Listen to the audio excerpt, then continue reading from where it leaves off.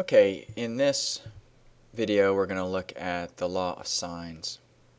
So there are four cases for general triangles. And the first two we're going to look at are for the law of sines. In case one, we know one side and two angles, or side angle angle. Case two, we know two sides and one opposite angle, or side-side angle. Case 3 is two sides and the angle in between, or side angle side. And in case 4, we know all three sides, or side, side, side. And for the first two, we'll use law of sines, and then we'll see later, case 3 and 4, we'll use the law of cosines. So we're going to be using pretty much all oblique triangles. An oblique triangle is a triangle that does not have a right angle. So there are two types. One is an acute triangle, which all the angles are acute, and the other is obtuse triangle, where we have one angle that is obtuse. Okay, so let's start with a general triangle, and I'll give you the equations and show you how we derive it.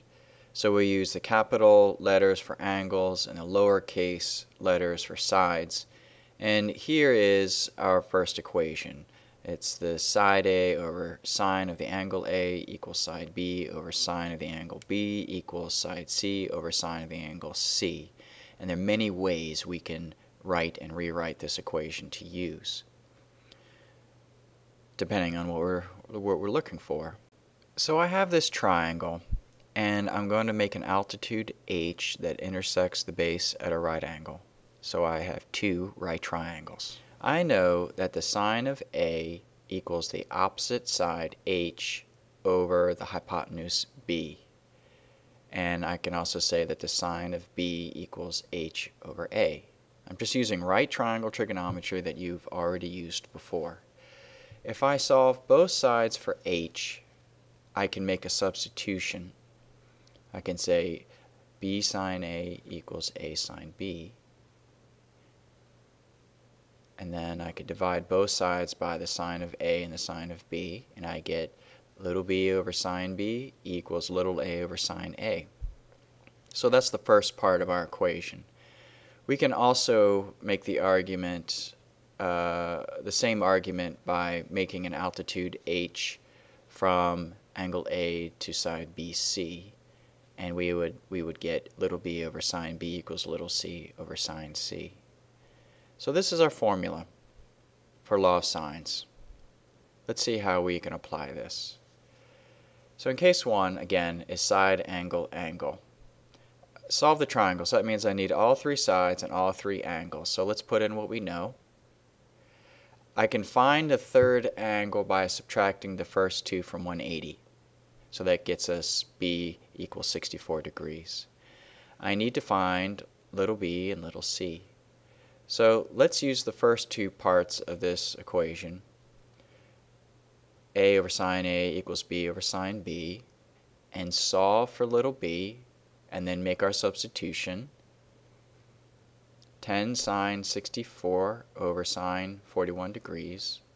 Put that into our calculator. Make sure you're in degrees, and we get little b is 13.7. Put that in the chart.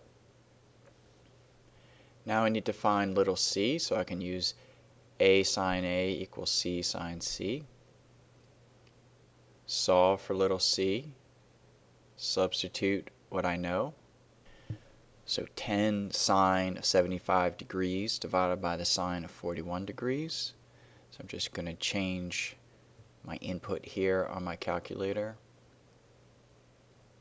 Check it. Right. So we get little c is 14.7. So I know all three sides and all three angles. Just label it here in my drawing. And that's it.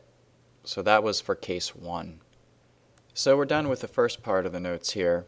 Try number 1 and number 3 on the practice set, then go on to part 2 for the notes to continue.